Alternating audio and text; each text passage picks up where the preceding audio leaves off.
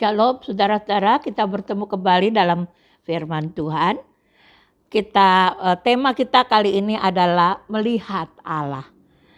Kita berdoa. Terima kasih Tuhan, hari ini kami datang kepada Tuhan, kami mau mendengarkan firman Tuhan. Biar Tuhan Engkau mengurapi kami semua, urapi juga hamba-Mu supaya hamba-Mu mampu menyampaikan isi hati-Mu.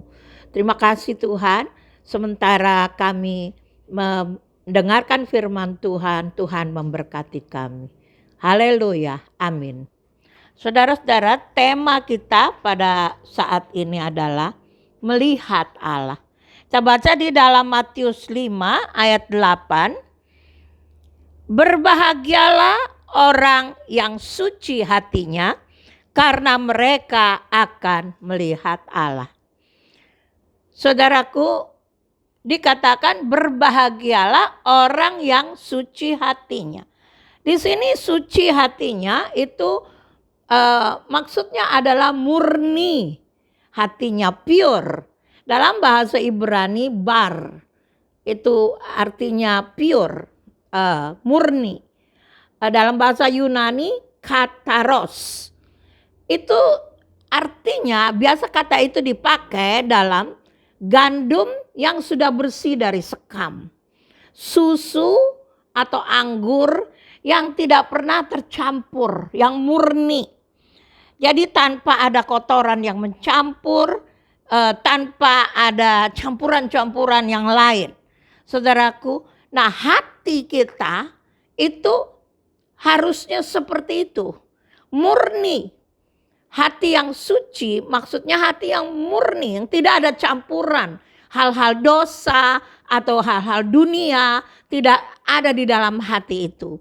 Saudaraku, sebab dalam bahasa Inggris dikatakan, blessed are the pure heart. Hati yang murni.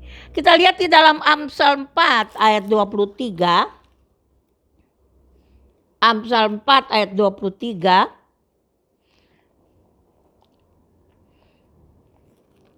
Jagalah hatimu dengan segala kewaspadaan, karena dari situlah terpancar kehidupan. Saudaraku, kehidupan akan terpancar dari hati. Dikatakan kita harus menjaga hati kita dengan segala kewaspadaan.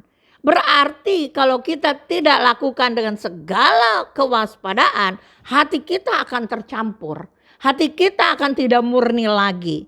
Nah, saudaraku, kotoran-kotoran yang bisa masuk di dalam hati, berada di dalam hati, yaitu kemunafikan. Saudaraku, jadi memuliakan Allah, tetapi hati jauh daripada Tuhan. Saudaraku, orang-orang yang hanya melakukan rutinitas saja. Ada yang motivasi yang salah, yaitu saya melayani Tuhan, saya ada di mimbar supaya dilihat orang. Saudaraku, ini hal yang akan mengotori hati. Juga cinta akan uang. Saudaraku, kebencian, tidak mau mengampuni, egoisme, keinginan-keinginan duniawi. Nah, orang yang suci hatinya atau murni hatinya adalah orang yang jujur. Tidak ada motivasi terselubung. Orang yang tulus. Saudaraku, kita lihat bagaimana orang yang dapat memiliki hati yang murni ini. Mazmur 24 ayat 3 dan 4. Mazmur 24 ayat 3 dan 4. Siapakah yang boleh naik ke atas gunung Tuhan? Siapakah yang boleh berdiri di tempatnya yang kudus? Orang yang bersih tangannya dan murni hatinya, yang tidak menyerahkan dirinya kepada penipuan dan yang tidak bersumpah palsu. Dialah yang akan menerima berkat dari Tuhan. Saudaraku, jadi berarti kita harus menjaga hati kita supaya jujur di hadapan Tuhan. Apa yang ada di dalam hati itu akan menggambarkan siapa kita. Kita bisa menyembunyikannya dari orang lain, tetapi kita tidak bisa menyembunyikannya dari Tuhan. Saudaraku, pikiran-pikiran kita harus murni. Perasaan-perasaan kita harus murni.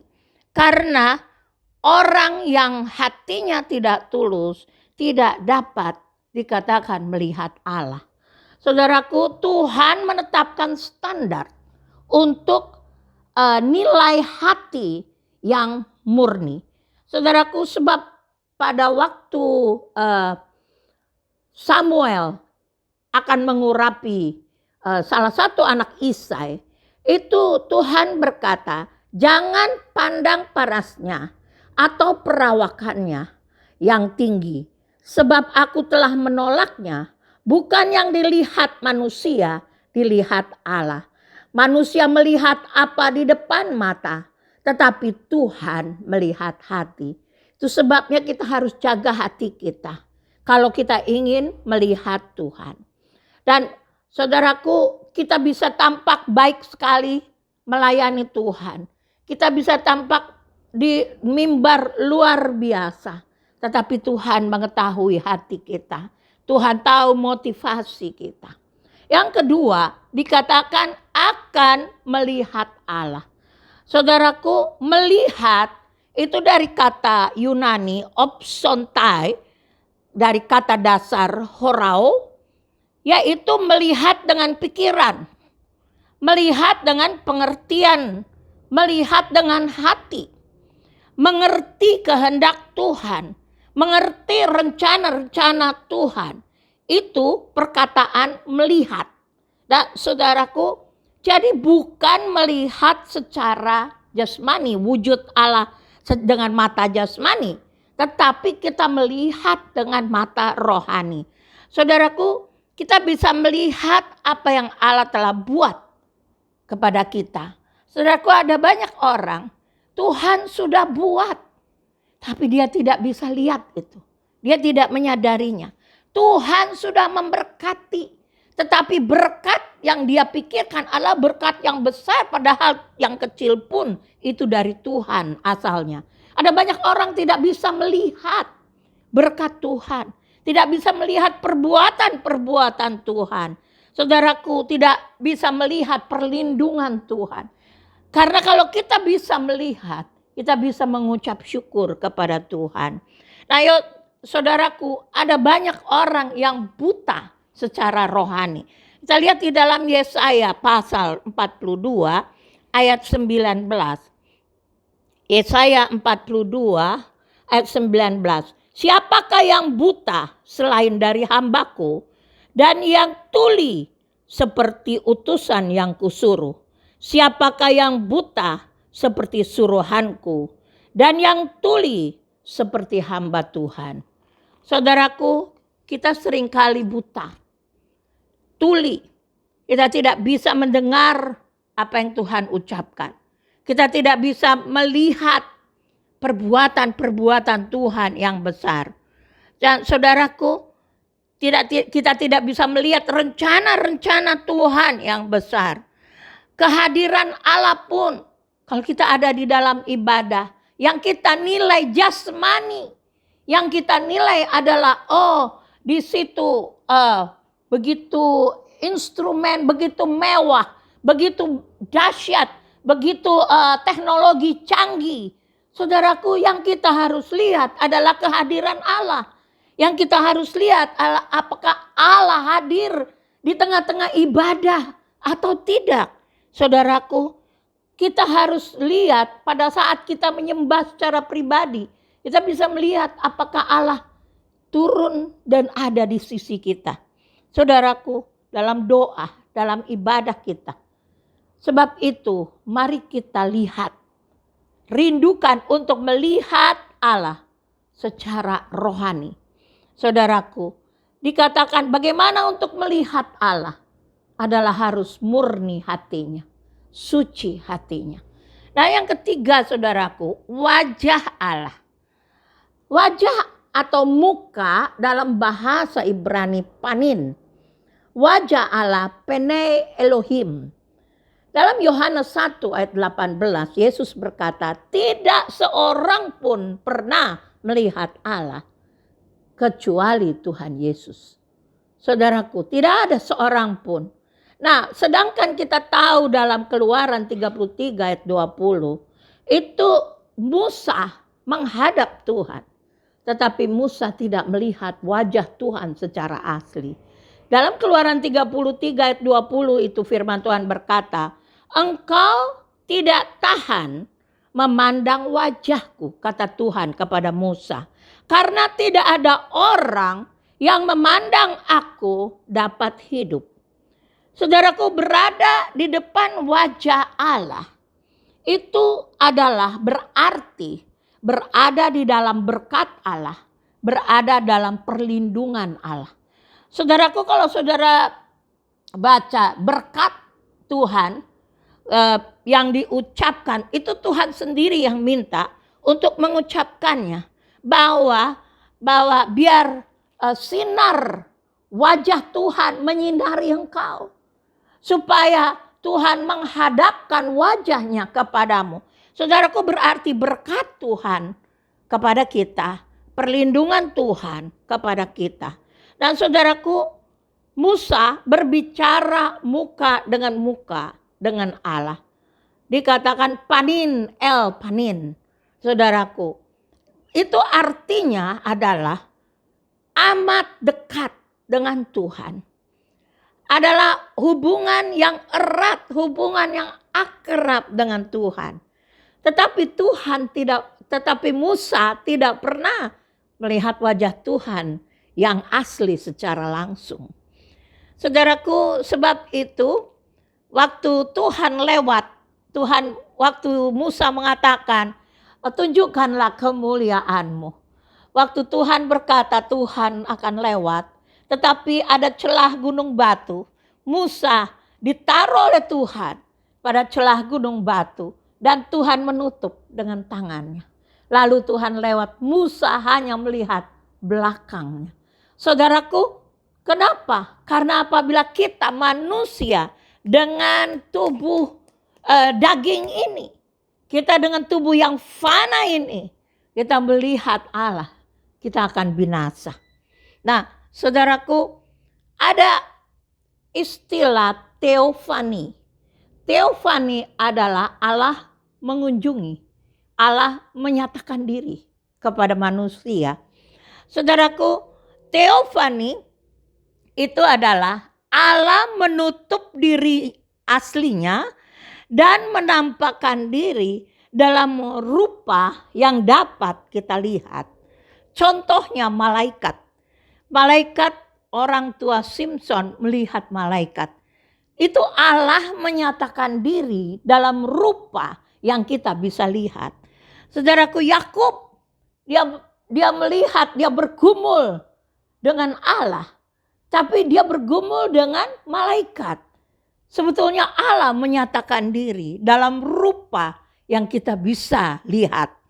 Saudaraku, Gideon juga malaikat. Lalu Israel dalam perjalanan, Allah menyatakan diri kepada mereka dalam tiang awan dan tiang api. Saudaraku, Musa, Allah menyatakan diri dalam belukar yang terbakar. Nah, saudaraku, dalam keadaan kita sebagai manusia fana ini, jika benar-benar Allah menyatakan diri secara penuh, kita akan binasa. Nah, saudaraku, di dalam Keluaran 33 ayat 11, itu Tuhan sendiri berkata, Musa seperti seorang yang berbicara kepada temannya waktu dia berbicara kepada Tuhan. Yaitu persekutuan yang dalam dengan Tuhan. Tidak ada yang tersembunyi di hadapan Tuhan. Saudaraku, Tuhan merindukan kita untuk masuk ke sana. Sebab itu untuk dapat melihat Allah, dapat mengalami Allah menyatakan diri kepada kita, kita harus menjaga hati kita. Supaya hati kita murni di hadapan Dia. Kita lihat Keluaran dalam 1 Korintus 13 ayat 12. 1 Korintus 13 ayat 12. Karena sekarang kita melihat dalam cermin suatu gambaran yang samar-samar. Tetapi nanti kita akan melihat muka dengan muka. Sekarang aku hanya mengenal dengan tidak sempurna. Tetapi nanti aku akan mengenal dengan sempurna seperti aku sendiri dikenal. Saudaraku, seperti kita ini dikenal oleh orang muka dengan muka, nanti kata firman Tuhan, kita akan melihat muka dengan Allah. Yaitu sekarang kita melihat seperti dalam cermin, samar-samar. Kita mengenal samar-samar. Tetapi nanti kita akan melihat muka dengan muka. Kita akan mengenal muka dengan muka. Nah saudaraku, perhatikan ayat ini. Apakah kita sekarang sudah melihat Allah secara samar-samar? Sudah lihat secara samar-samar? Atau secara samar-samar aja kita nggak lihat? Kita tidak pernah melihat Allah secara samar-samar. Kita tidak pernah mengenal Allah secara samar-samar. Sehingga saudaraku, bagaimana nanti kita akan melihat Allah muka dengan muka? Saudaraku, sebab itu rindukanlah. Rindukan untuk dapat mengalami. Saudaraku, Musa mengalaminya. Joshua mengalaminya.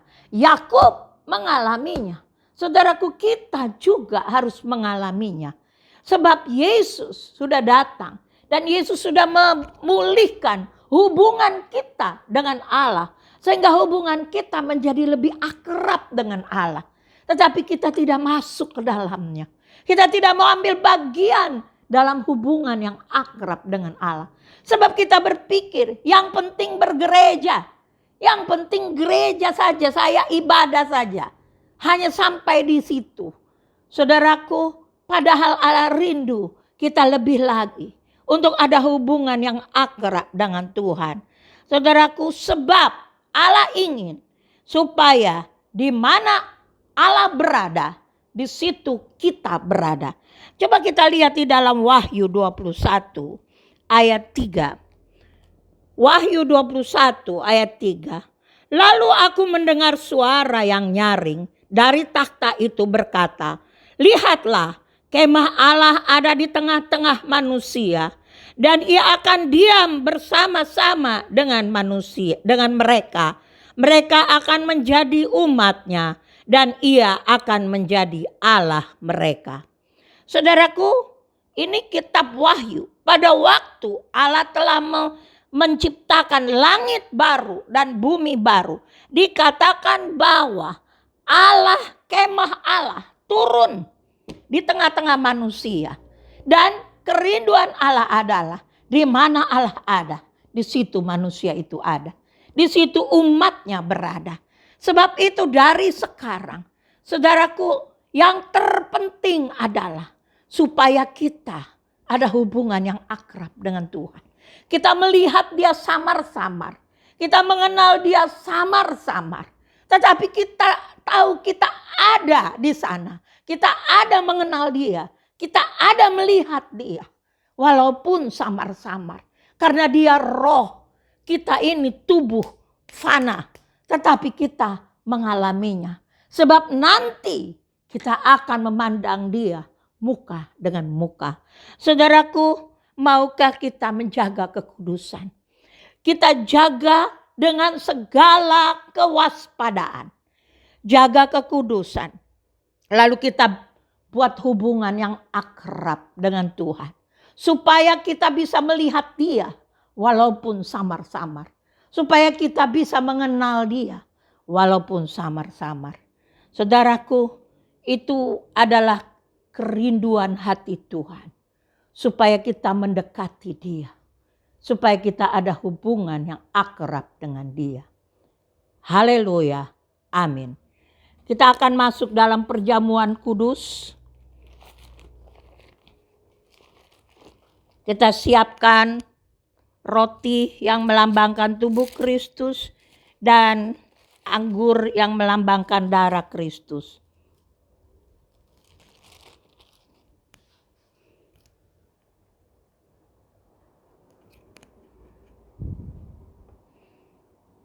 Kita angkat roti yang melambangkan tubuh Kristus ini tinggi-tinggi.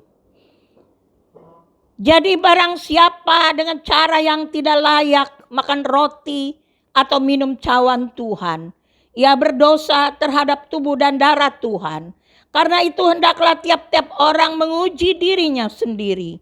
Dan baru sesudah itu ia makan roti dan minum dari cawan itu. Saudaraku, kita menguji diri kita sendiri supaya kita layak di hadapan Tuhan. Sebab kita mau mengambil bagian di dalam tubuh dan darah Tuhan. Kita mau mengambil persekutuan dengan penderitaan Tuhan. Saudaraku, mari kita berdoa. Tuhan, kami berdoa Tuhan, supaya Engkau menguduskan roti yang melambangkan tubuh Kristus dan anggur yang melambangkan darah Kristus ini. Supaya apabila kami ambil bagian di dalamnya, kami dapat benar-benar merasakan bagaimana Tuhan telah menderita buat kami. Bagaimana Tuhan telah menebus kami, memberikan keselamatan kepada kami. Terima kasih Tuhan. Kami ingin masuk di dalam penderitaan Kristus. Dan Tuhan berkati roti dan anggur ini yang melambangkan tubuh dan darah Kristus. Haleluya. Amin. Kita angkat roti tinggi-tinggi. Saudara bangun berdiri semua. Kita angkat roti yang melambangkan tubuh Kristus ini tinggi-tinggi. Sebab apa yang telah kuteruskan kepadamu telah aku terima dari Tuhan, yaitu bahwa Tuhan Yesus pada malam waktu ia diserahkan mengambil roti dan sesudah itu mengucap syukur atasnya, ia memecah-mecahkannya dan berkata, inilah tubuhku yang diserahkan bagi kamu. Perbuatlah ini menjadi peringatan akan aku. Bukankah roti yang kita pecah-pecahkan adalah persekutuan dengan tubuh Kristus? Amin. Kita makan bersama dalam nama Yesus. Kita angkat cawan ini tinggi-tinggi. Demikian juga ia mengambil cawan sesudah makan. Lalu berkata, cawan ini adalah perjanjian baru yang dimeteraikan oleh darahku. Perbuatlah ini setiap kali kamu meminumnya menjadi peringatan akan aku. Bukankah cawan pengucapan syukur yang atasnya kita ucapkan syukur adalah persekutuan dengan darah Kristus? Amin. Kita minum bersama dalam nama Yesus. Mari kita berdoa. Terima kasih Tuhan, karena hari ini kami dapat mengadakan perjamuan kudus. Tuhan memberkati setiap anak-anak-Mu di mana saja mereka berada. Tuhan, kalau ada yang dalam pergumulan dengan Tuhan, mereka berdoa dan minta pertolongan daripada-Mu Tuhan. Biar Tuhan menjawab mereka. Tuhan, Engkau tahu apa yang dialami oleh setiap anak-anak-Mu. Berkati anak-anak-Mu Tuhan. Kami juga berdoa untuk bangsa kami. Tuhan memberkati bangsa kami Indonesia. Tuhan beri hikmat kepada Bapak Presiden dan semua pemimpin-pemimpin negara kami. Supaya berkat Tuhan turun di atas negara kami ini. Terima kasih Tuhan. Juga kami berdoa supaya COVID-19 ini pergi dari bumi Indonesia dalam nama Yesus. Dan kesembuhan, kuasa kesembuhan mengalir, menyembuhkan semua orang-orang yang sakit. Terima kasih Tuhan, kami serahkan seluruh hidup kami ke dalam tangan Tuhan. Saudara-saudara yang dikasihi Tuhan, arahkanlah hatimu kepada Tuhan dan terimalah berkat Tuhan. Tuhan memberkati engkau dan melindungi engkau. Tuhan menyinari engkau dengan wajahnya dan memberi engkau kasih karunia. Tuhan menghadapkan wajahnya kepadamu dan memberi engkau damai sejahtera. Diberkatilah engkau pada waktu masuk rumahmu dan diberkatilah engkau pada waktu keluar rumahmu. Tuhan akan membuka bagimu perbendaharaannya yang melimpah dan memberkati segala pekerjaanmu. Tuhan akan mengangkat engkau menjadi kepala dan bukan menjadi ekor. Engkau akan tetap naik dan bukan turun apabila engkau mendengarkan perintah Tuhan dan melakukannya dengan setia. Kasih karunia dari Tuhan Yesus Kristus, kasih Allah Bapa, dan persekutuan dengan Roh Kudus menyertai saudara-saudara sekalian mulai saat ini sampai selama-lamanya. Amin.